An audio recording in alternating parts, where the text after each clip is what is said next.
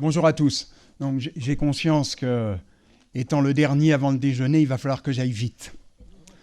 Je vais donc vous emmener dans un galop effréné, parce que mes chevaux à moi, ils vont vite. Enfin, ils sont supposés aller très vite. Et on va parler d'autres hippodromes. Mon exposé va s'axer autour de 4 rubriques, introduction, conclusion, et je vous parlerai également, bon, je vous l'ai dit, des hippodromes, et de l'histoire aussi, parce que l'histoire des courses est très intéressante. Alors en matière de ce qu'on appelle le sport hippique ou hippisme, la France cultive 2 étranges paradoxes. Vous allez comprendre pourquoi ce sont des paradoxes. Elle est le pays qui compte le plus grand nombre d'hippodromes sur son territoire, 235, à une époque ils étaient même environ 260, et Paris est la seule capitale du monde à héberger 3 hippodromes, qui sont Auteuil, Longchamp et Vincennes, comme vous le savez. À titre de comparaison, la capitale du pays de l'hippisme, enfin, où l'hippisme moderne est né et fut codifié, Londres, n'en compte aucun. Disons plus aucun après la fermeture d'Alexander Park dans les années 70. New York en a 2, Aqueduct et Belmont. Hong Kong aussi, Happy Valley, Châtine, et Buenos Aires, Palermo et San Isidro. Les autres grandes villes n'en possèdent qu'un. Alors comment se fait-il que Paris détienne ce record alors que la France n'est pas un pays de sportsmen? De turfistes, oui, mais de sportsmen, non. Comme toujours, la réponse se niche dans le passé. Qu'est-ce qui fait que l'Angleterre est LE pays des courses hippiques et pas la France? Qu'est-ce qui fait qu'un pays, en règle générale, se passionne pour une activité sportive plutôt qu'une autre? Eh bien, en général, très souvent, et principalement au XVIIIe, XIXe siècle, c'est l'exemple donné par l'élite du pays. Depuis que Charles II, surnommé The Merry Monarch, a déplacé sa cour et ses chevaux à Newmarket, dont il fit le plus grand centre d'entraînement du monde, ça l'est toujours avec Chantilly, la royauté britannique a toujours soutenu les courses, et souvent en s'impliquant à titre personnel. Avant le Merry Monarch, il y eut son père, Jacques Ier, puis en remontant le temps, Henri VIII et Richard Cœur de Lion, dont on peut dire qu'il est le précurseur du sport hippique. Plus près de nous, Édouard VII, Élisabeth II furent de grands propriétaires éleveurs. Élisabeth, qui a souvent organisé des voyages en France autour du cheval, c'était une vraie passion chez elle. Et le nouveau roi Charles III, qui, à l'instar de son ancêtre, a monté en qualité de gentleman rider, lui aussi, il le montre moins, mais il aime bien ça. Les rois de France ne se sont jamais intéressés au sport hippique, à telle enseigne que Louis XV a laissé partir pour 75 francs en Angleterre un pur sang arabe que lui avait offert le bey de Tunis. Il s'appelait Cham et il est plus connu sous le nom de Godolphin Arabian. Et c'est un des 3 fondateurs de la race du pur sang qui, tous les chevaux qui courent aujourd'hui sur tous les hippodromes du monde descendent de ces 3 chevaux-là. Et l'histoire de Godolphin Arabian, si je vous la raconterai si vous me posez la question, elle a été racontée beaucoup mieux que moi par Eugène Sue, et c'est un conte extraordinaire. Il y a une petite partie de légende. Alors quand la République a supplanté le pouvoir royal, les présidents n'ont pas davantage manifesté quelque intérêt pour les courses de chevaux, la raison pour laquelle la France compte plus de turfistes que de sportsmen tient en une date, le 22 janvier 1954. Ça doit vous peut-être faire un petit déclic dans votre tête. C'était le premier tiercé de l'histoire. Et cette invention géniale d'André Carus, qui fit pleuvoir des mannes d'or sur le monde des courses et de l'élevage, était en fait un cadeau empoisonné. Mais avant d'être un cadeau empoisonné, c'était un véritable phénomène social. Vous vous rappelez, dans les années 60, 70, le rendez-vous du dimanche, la chanson d'Enrico Macias, les milliardaires du dimanche, etc. Ça, c'était vraiment, vraiment un phénomène. Aujourd'hui, le tiercé et ses succès d'année, des paris de combinaison, ont ancré dans les habitudes du parieur la culture du numéro. Et c'est là qu'est le pari empoisonné. Quand on joue un cheval, on retient son nom. Dans tous les pays du monde, on joue 1 ou 2 éventuellement chevaux, en Angleterre principalement. Mais quand on en joue 5 ou 6, on ne connaît plus que son numéro. Et les courses françaises sont prisonnières de ce système parce que ça fait vivre une énorme filière, y compris, enfin toute la filière équestre. Toute la filière équestre vit des courses, de l'argent des courses. Et on est prisonnier de ce système, on ne peut plus l'arrêter, donc il faut vivre avec. Et ce qui fait qu'aujourd'hui, les courses sont tombées dans l'imagerie populaire. C'est devenu un jeu de hasard et ce n'est plus un sport. Et pourtant, en Angleterre, elles sont restées the sport of kings. Mais le côté positif de la chose, c'est que cette toison d'or due au tiercé a permis de faire vivre 3 hippodromes dans une ville qui se serait volontiers contentée d'un seul. Et là, je vous raconte l'histoire des courses. Les premières traces de compétition hippique dans Paris remontent au XVIIe siècle. Le 15 mai 1651, le journal des guerres civiles annonce que, ouvrez les guillemets, il y a eu prix et gage de 1000 écus pour course de chevaux au bois de Boulogne. Plus de 2 siècles avant Longchamp, le plus célèbre espace vert de Paris accueille déjà le sport hippique. Mais pour qu'une activité, quelle qu'elle soit, devienne pérenne, il fallait le regard royal. Les Bourbons n'ont pas la passion des Stuarts, pour le pur sang, nous l'avons vu. Néanmoins, Louis XIV assiste à une course le 25 février 1683 et cette simple présence marque de son sceau l'entrée des courses dans l'histoire de France. Ce 25 février 1683 est une première dans la mesure où il s'agit d'une épreuve internationale. Les Anglais sont très en avance sur nous et voyant le sport hippique bourgeonner en France, ils n'hésitent pas à traverser la Manche pour en cueillir les premières fleurs. Mais Louis XIV aura le mérite de suggérer l'idée des haras nationaux qui sera reprise, amplifiée et consolidée par Napoléon. Comme indiqué plus haut, Louis XV ignore, pour ne pas dire méprise, l'activité hippique, comme Louis XVI qui ne lui accorde guère plus d'intérêt.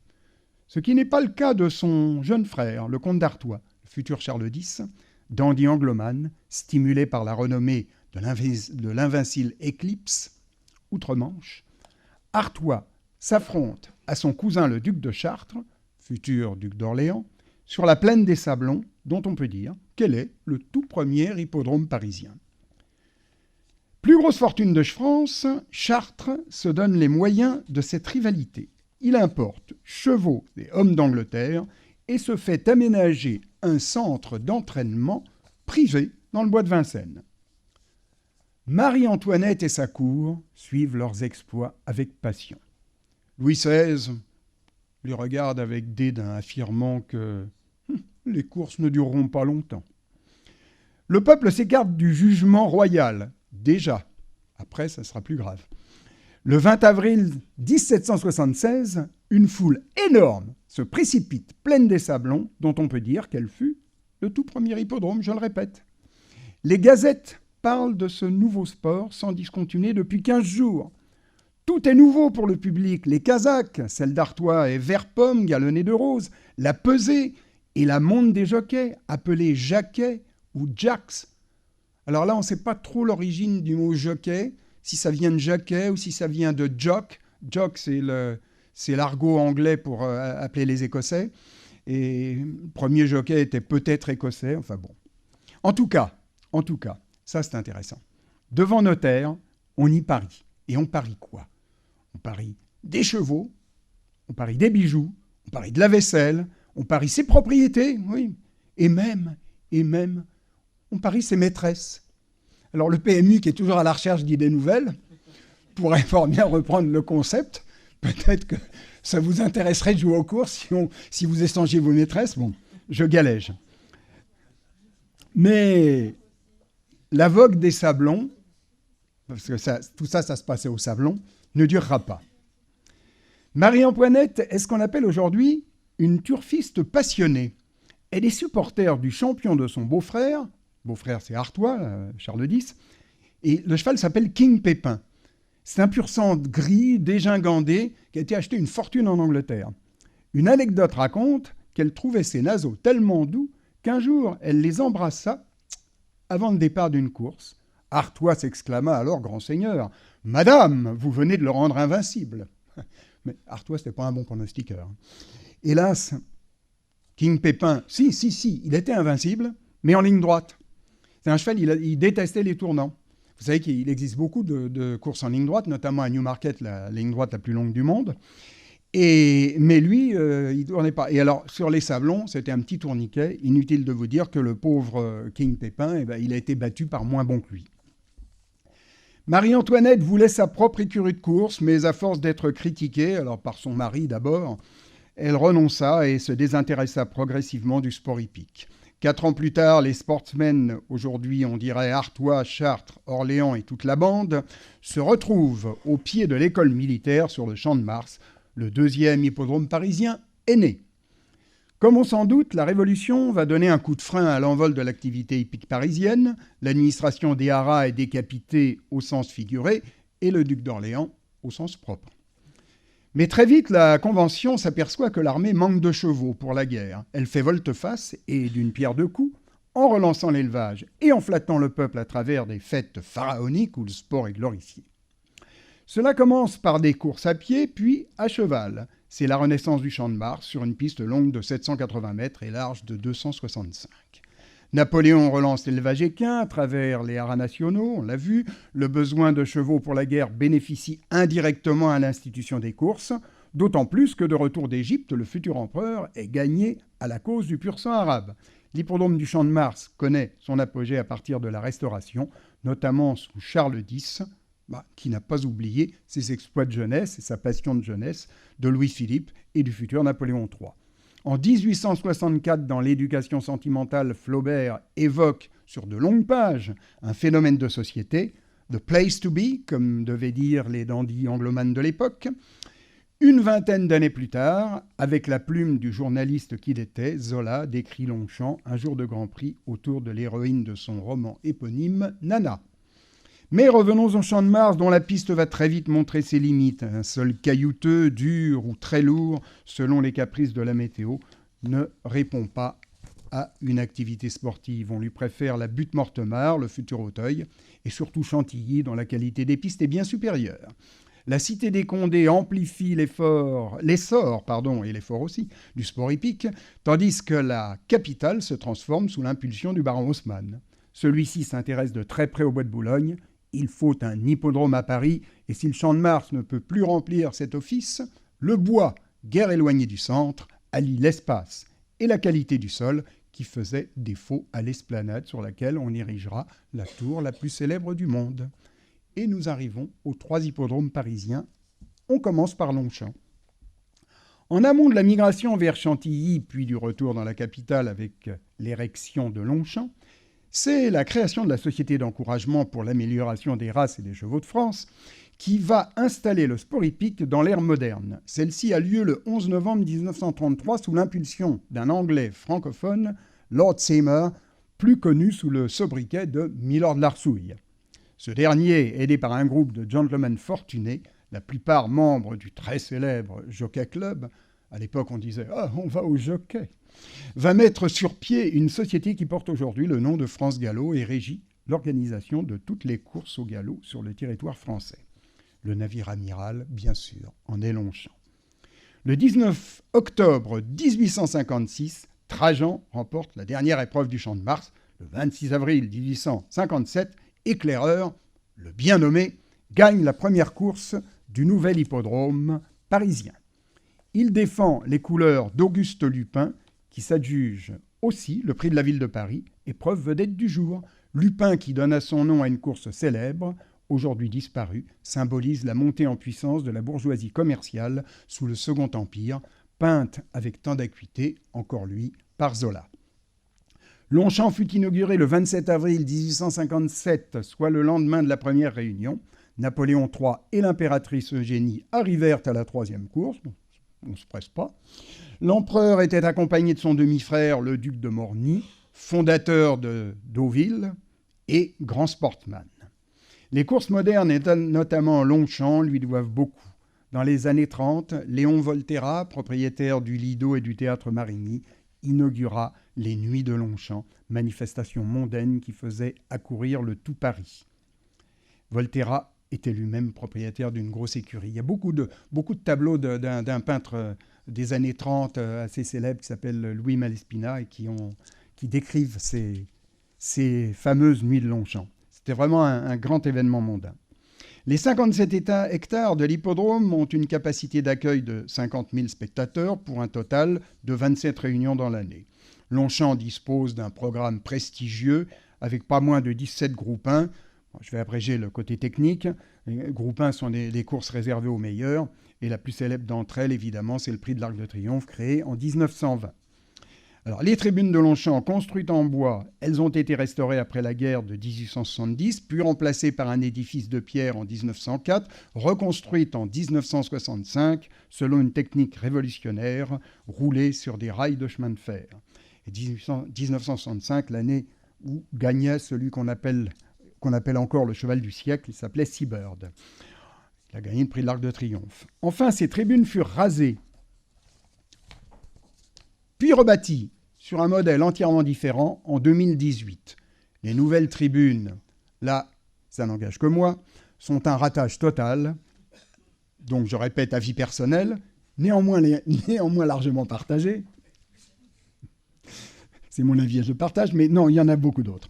Et de toute évidence, l'architecte Dominique Perrault, c'est quand même une vedette, a voulu se faire plaisir sans savoir qu'il construisait un hippodrome.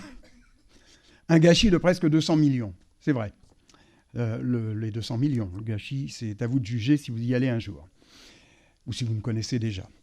Les bois de Boulogne et de Vincennes appartenaient à l'État. Napoléon III en a fait cadeau à la ville de Paris, ça c'est une très mauvaise idée. Cette dernière détenait un bail amphithéotique de 950 000 euros, enfin l'équivalent, parce qu'il n'y avait pas d'euros à l'époque, par an, pour 2 hippodromes, jusqu'en 2007, où le bail est passé à 9 200 000 euros sur 20 ans. Enfin, chaque année. Hein. On peut dire que la mairie socialiste a le sens des affaires. Alors maintenant, on parle d'Auteuil. L'hippodrome d'Auteuil, situé de l'autre côté du bois par rapport à Longchamp, qui longe la Seine, est une création du prince de Sagan qui a entrepris de redorer le blason de l'obstacle après la déroute de 1870. L'obstacle incarne la cavalerie. Cette discipline est montrée du doigt, comme responsable de la défaite. Des humiliantes défaites, 1870. Voilà pour la grande histoire.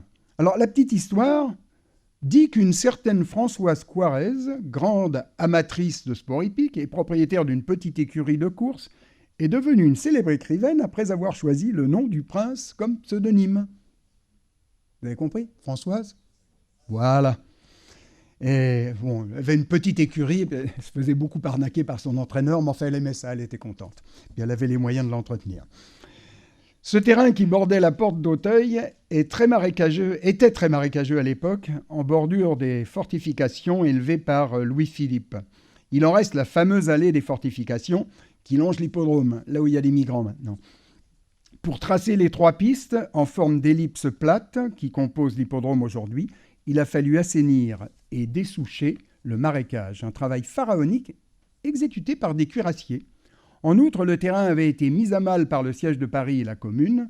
Le champ de course, lui, est entouré de 2 lacs artificiels. Et c'est avec leur déblai que l'on a créé ce monticule appelé Butte-Mortemart, sur lequel reposent les tribunes.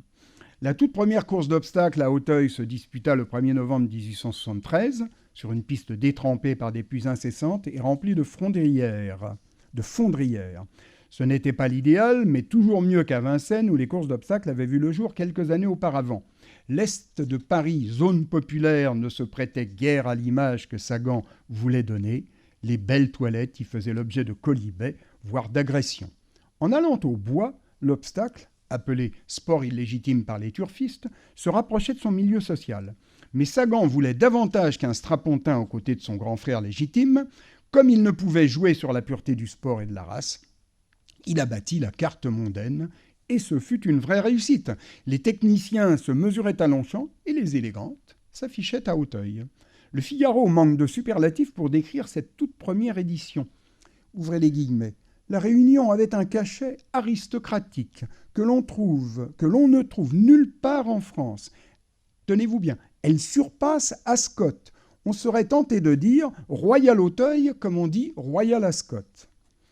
C'est à cette époque qu'est né le fameux prix des dragues, revanche du grand steeplechase de Paris créé en 1874, mais surtout grande manifestation d'élégance. Les dragues, ben, c'était les calèches. Et cette manifestation est disparue, mais c'est vraiment dommage parce que c'était un défilé de somptueuses calèches, pour se rendre. Alors on passait par l'avenue Foch, et puis on arrivait au Bois, et puis on arrivait à Auteuil. C'était extrêmement chic, et il y avait beaucoup de monde, ça attirait beaucoup de monde. Et c'était encore une manière de mettre le cheval dans la ville aussi. Donc je vais vous parler très brièvement d'Auteuil avec ses 25 parcours pour autant d'obstacles différents. Les plus célèbres sont la fameuse rivière des Tribunes qui exige du cheval un bond de 8 mètres et le Railed and Fence, surnommé à juste titre le juge de paix. S'il s'appelle le juge de paix, c'est pas par hasard. Auteuil est le seul hippodrome de France et probablement du monde avec accès direct par le métro urbain. Là, petite anecdote. Du temps de la Minute Hippique à TF1, qui est une émission que j'animais, que j'avais créée, j'ai fait sortir... Alors, il y avait beaucoup de gags dans la Minute Hippique parce qu'on aimait bien ça à l'époque et puis on avait le droit de rire. Et j'ai fait sortir un cheval du métro.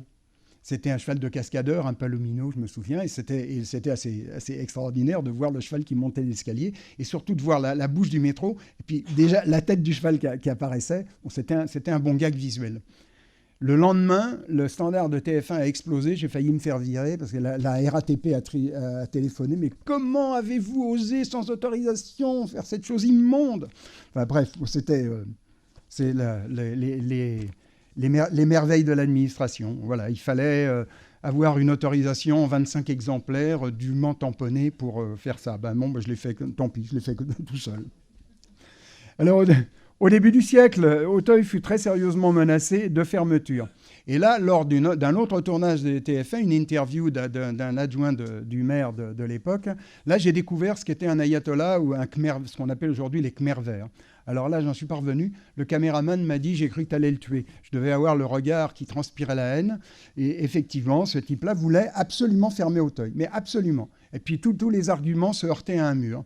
Après, j'ai compris. Il a dans sa famille un de ses proches, enfin frères, cousins, enfin peu importe, qui s'était tué à cheval. Donc c'est dramatique, mais il ne faut pas pour autant en déduire que ça fait partie des risques du sport, évidemment. Mais avoir une haine viscérale du cheval et des courses pour cette raison, passons. France Gallo était en mal de trésorerie et la mairie de Paris donc voulait en profiter pour regrouper le plat et l'obstacle à Longchamp. C'était l'idée. Et ce sont les associations de riverains du 16e qui, par un combat assidu, régulier, sans jamais lâcher prise, a réussi à faire échouer ce projet. Pour l'instant. Alors Auteuil a été transformé en jardin, vous avez le centre maintenant, les enfants viennent y faire du sport et tout le monde est content. L'obstacle français et l'hippodrome d'Auteuil peuvent s'enorgueillir d'avoir façonné une race spécifique aussi, ça c'est très important, originaire de la Nièvre, qui fait Florès-Outre-Manche, c'est l'AQPS, acronyme signifiant autre que pur sang. Ce cheval est devenu très recherché par les amoureux de ce qu'on appelle ironiquement les rues barrées, course d'obstacles. Le sauteur anglais vient de la chasse à courre. En Angleterre, les courses d'obstacles se nomment National Hunt. Et le cheval anglais est lourd et tardif, plutôt, voilà. Et la QPS allie robustesse, endurance et précocité. Auteuil fut et est toujours son tremplin. Et c'est un cheval maintenant qui fait fureur en Angleterre. Et tous les Anglais se précipitent. Dès qu'un cheval montre le bout de son nez à Auteuil, il propose des sommes faramineuses. Et enfin Vincennes, qui, contrairement à une idée reçue, ne se situe pas dans le Val-de-Marne, mais en Paris intramuros. Comme on l'a vu, la première vocation de ce champ de course fut l'obstacle. Comme la transition avec le trot s'est elle opérée et pourquoi avoir ressenti la nécessité d'y faire courir des trotteurs ? Bah oui. Tout commence le 25 septembre 1836. Un jeune officier des haras nationaux, Ephraim organise la première course au trot de l'histoire sur la plage de Cherbourg. Le trot naît en Normandie, il y restera jusqu'au 1er juin 1879, date à laquelle la Société du demi-sang obtient la concession du terrain du plateau de Gravelle, cet ancien champ de course érigé en 1863 que l'obstacle avait abandonné 9 ans plus tôt pour s'installer dans le bois de Boulogne. Tout ça, on l'a vu, on le répète. Mais avant de poser définitivement ses pénates à Vincennes, le trot va transiter par Rouen, Caen et même par Maison Lafitte, alors ça c'est bizarre, devenu ensuite un haut lieu du galop. Un grand personnage de l'époque, qui a priori n'a aucun lien avec le monde du cheval, intervient en sa faveur. Léon Gambetta, oui, celui qui s'est envolé en montgolfière, il a défendu le cheval. En fait, il s'agit de mettre le cheval en avant lors de l'exposition universelle, de 1878. Les expositions universelles ont décidément beaucoup fait pour le cheval. Les résultats des trotteurs français sont tellement mauvais qu'il faut leur trouver un vrai champ de course pour améliorer la race. En effet, nos chevaux sont régulièrement battus par les Orloff russes ou par les standardbred américains. Le trotteur français, race qui est loin d'être fixée, participe d'un mélange de pur sang et de demi-sang normand. Il faudra attendre 1907 pour qu'on lui accorde une identité officielle à travers la création d'un studbook. Mais il n'en demeure pas moins que le spectacle des courses au trot a du mal à trouver son public. Les premières confrontations se couraient contre la montre, comme les cyclistes, et le public n'adhérait pas, mais alors pas du tout. Ensuite, on prit des départs simultanés, ça marchait un peu mieux, mais pas terrible. Et en plus, lors de la réunion inaugurale à Vincennes, ça c'est pas drôle, un cheval s'échappe et tue un spectateur. Bon, ça c'est pas la meilleure pub pour une activité en mal de notoriété, on le conçoit. Les dirigeants décident donc de réinsérer quelques courses d'obstacles dans le programme pour faire venir des turfistes. L'obstacle disparaît définitivement du plateau de Gravelle en 1934. Entre-temps, le trot va gagner en popularité et c'est surtout avec la création du Prix d'Amérique en 1920. Il s'appelle Prix d'Amérique parce que les Américains nous avaient aidés à gagner la Première Guerre mondiale et on était juste après. Ensuite, tout va très vite. De 1936 à 1941, les vieilles tribunes en bois font place à une structure imposante avec un énorme hall des paris. La piste est agrandie. En 1952, Vincennes devient le premier hippodrome français et longtemps le seul à organiser des courses en nocturne. En 1983, des tribunes futuristes dues à l'architecte Philippe Monin, celles-là elles sont très réussies, font de Vincennes un phare de l'hippisme. 40 ans plus tard, non seulement elles sont toujours là, mais elles n'ont pas pris une ride. Enfin, au début des années 90, la piste a légèrement été aplanie pour la rendre conforme aux normes internationales, tout en gardant sa spécificité avec une descente et une montée en pente douce sur un anneau de 2000 mètres, unique au monde. Composée de mâche-fer, la piste de Vincennes résiste à toutes les intempéries. Atout précieux, car les plus grandes courses au trot se disputent en hiver. Pourquoi ? À Paris, au galop, on courait sur l'herbe. L'herbe, ça gèle. Comme les trotteurs sont arrivés en dernier, puis les trotteurs, c'était vraiment la plèbe. Les propriétaires de pur sang, et c'est toujours un peu le cas d'ailleurs. Et donc on leur a dit, nous l'hiver on s'en sert pas parce qu'on peut pas courir, donc on file ça aux trotteux même, ils les appelaient les trotteux. Voilà, donc on leur a donné une mauvaise saison, et la même mauvaise saison qui est devenue la meilleure saison, car on joue beaucoup en fin d'année. On joue beaucoup plus que le reste du temps. C'est là qu'il y a les 13e, 14e mois qui tombent, et ça, puis les fêtes, et donc l'argent coule plus facilement. Le Prix d'Amérique, donc, bat presque toujours les records d'enjeu. Aujourd'hui, l'hippodrome de Vincennes s'étend sur 45 hectares. On y court 157 jours par an pour 1255 épreuves au trot, attelé et monté. Et c'est parmi les trotteurs qu'on trouve les chevaux les plus célèbres, car même les néophytes connaissent Ourasi, Roquépine, Gélinotte ou Jamin. La raison en est double. Le trot parle aux masses populaires, ça je l'ai déjà dit, et il symbolise la ruralité, là où le galop donne plutôt l'image d'une spéculation financière. Par surcroît, le trotteur peut courir jusqu'à 10 ans et a donc le temps de se faire connaître. Pour des raisons économiques, les cracks pur sang se retirent à 3, voire à 4 ans et deviennent reproducteurs. Et ce qui est totalement aberrant, c'est qu'ils peuvent courir jusqu'à 10 ans, mais pas au-delà. Après, il faut qu'ils aillent à l'étranger si le cheval est encore en pleine forme. Alors qu'au galop, en général, ils s'arrêtent à 3-4, comme je viens de le dire. Si un cheval veut aller jusqu'à 14 ans, s'il en a la force, personne ne l'en empêchera. Voilà. La conclusion. Je n'ai que très peu parlé du pari hippique, sauf pour les maîtresses, mais qui n'est pas spécialement lié à la ville de Paris. Il faut toutefois dire qu'au début, l'organisation des Jeux relevait d'une véritable foire d'empoigne. On trouvait sur les 3 hippodromes parisiens, et même en centre-ville, des cabanes ou agences enregistrant les paris en tout genre, appelés poules, ainsi que des bookmakers, ceux-ci ayant même un temps eu les bonnes grâces du législateur, qui estimait que le pari à la cote était plus honnête que celui des cabanes relevant des loteries. Ça a bien changé. C'est alors qu'arriva Joseph Euler, le Zorro du pari hippique. Cet homme a révolutionné les courses en faisant voter la loi du 2 juin 1891. Le pari mutuel était né et devenait la seule façon légale d'engager des paris sur les courses de chevaux. Donc les bookmakers, terminés. Ils existent toujours, mais dans les pays frontaliers, mais pas en France. L'extension du pari mutuel au pari mutuel urbain, le 16 avril 1930, permit de mettre en place un réseau qui assura et assure encore la prospérité de la filière du cheval en France. Merci pour votre attention.